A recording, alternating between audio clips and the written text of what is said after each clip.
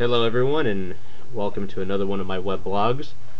This is blog number 3, and as always I am pimping out my website, donkeyoftheday.com. Check it out. I just added some more very inappropriate t-shirts. Some also not as inappropriate. Anyway, the blog this time I wanted to do was, well, I've been reading the news lately, and I've been seeing stuff about how some people have been doing some interesting things, to say the least. A wise man once said, "The larger the island with knowledge, the longer the shore of wonder is." I have to question that with some of the people I'm about to talk about just now, because they left us with at least left me with a wonderment that can be measured the length of the shore of Greenland, but the island of knowledge they possess would be more of the equivalent of a tennis ball in the middle of the ocean. As an example right now, read a story of something that actually happened earlier today in a place called Danesburg, New York, where the world that is. A 29-year-old man went skydiving today with 3 other individuals. Now this individual was a little different than the 3 other people he went skydiving with. You see, he had something. The other 3 had something he didn't. The other 3 people he went had something called parachutes. This 29-year-old individual jumped out of a plane with a camera, and they forgot to grab a parachute. Leaped from a height of approximately 10,000 feet. They did find his body next to the house he landed on, and he subsequently damaged the roof. And yes, as he went flying with the camera, I'm pretty sure he was screaming, "Look at me, mommy! Look what I can do! Whee!" Thud, whack, and he's dead. Got a little quote here from the Associated Press. Apparently Sloan Cafello of some other city in upstate New York, where, again, who really cares, he was observing the flight, followed an instructor, a student, and a videographer out the door. But he was not wearing skydiving gear, according to officials. So I guess he cowboyed up and went with the moment. But, oh yes. Anyways, the company of Danesburg Skydiving Club said that they began the instructor had said they were somebody on the plane, I should say, had begun to close the door when he had jumped out of the plane.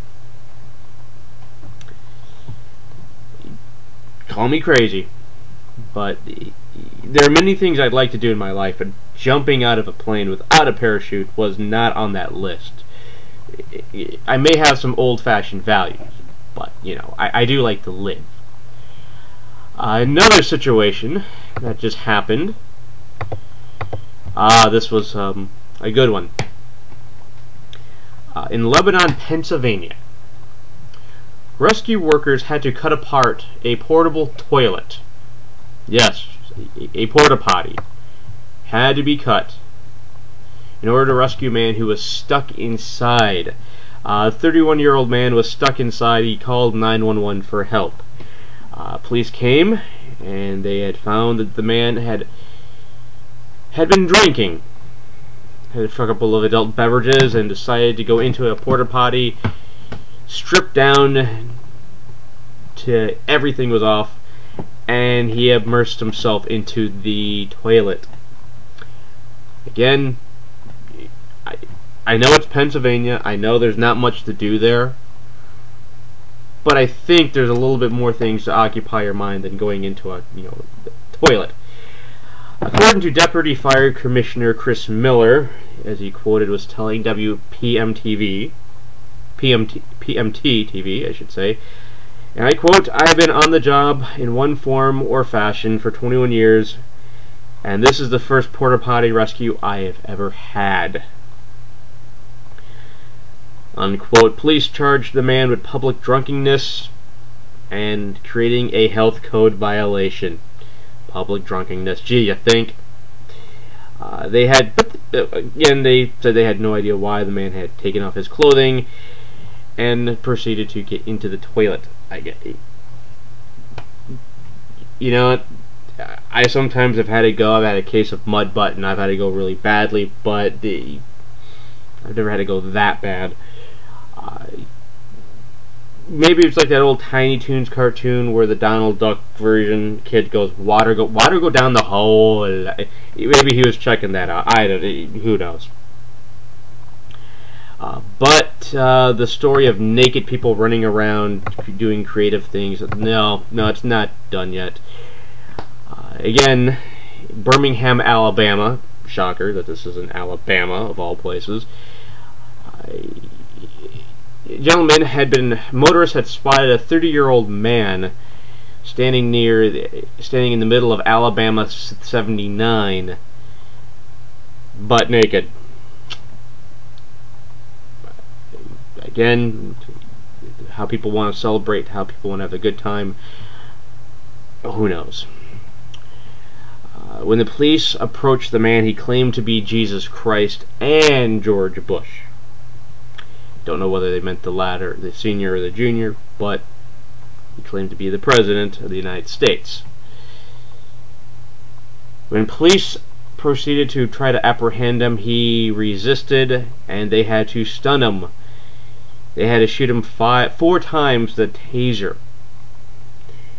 Now, this is one of those moments in my life that, the exception of the fact that he's naked, I wouldn't mind seeing him getting tasered a couple of times, just because it would be one of those stories you would tell your friends while you're at a bar or a restaurant that they wouldn't believe you, but you know is the truth.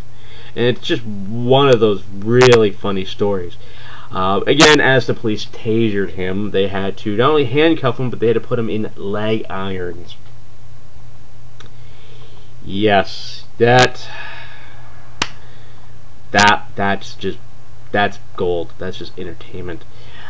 While he was subdued, he told people that he was Christ and he was Bush and that he could break the handcuffs. Police said that he appeared to be intoxicated.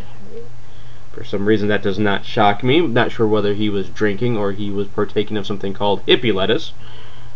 He might have just been drinking, but he was charged with disorderly conduct and for resisting an arrest. Again, I know Jefferson County, Alabama is not the most entertaining of places, but I would assume there would be more to do. Anyway, my time is almost up for this blog, but I will have 2 questions for you. One, why do they have the National Spelling Bee on TV? Why? First it's on ESPN, now it's on primetime on Fridays. Why? It is not that riveting. It's like watching corn grow. And again, it might have been enough to drive this guy in Alabama to go butt naked and claiming he was Christ. Second question I have, and this is just more of a rhetorical one. Why is it that Fat Chance and Slim Chance mean the same exact thing? I always wondered that. Anyways, people, thank you for listening. I will be back again with another rambling of the crazy things that goes on in my mind. But again, thank you, take care, and I will talk to you later.